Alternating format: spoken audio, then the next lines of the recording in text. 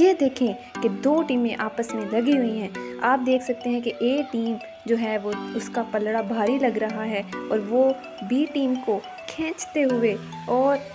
आप देख सकते हैं कि वो किस तरह से टीम बी को खींच रही है। आप देख सकते हैं टीम ए ही जीतेगी,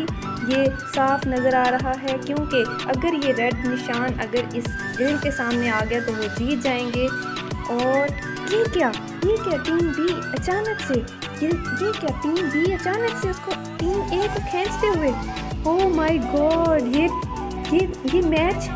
ओ टीम ए के कुछ लोग गिर गए जिसकी वजह से टीम बी फिर से जोर लगाते हुए और इस तरह अपनी हारी हुई इस बारी को जीतते हुए इसको जीत कर रंग देते, ये टीम भी जीत गई।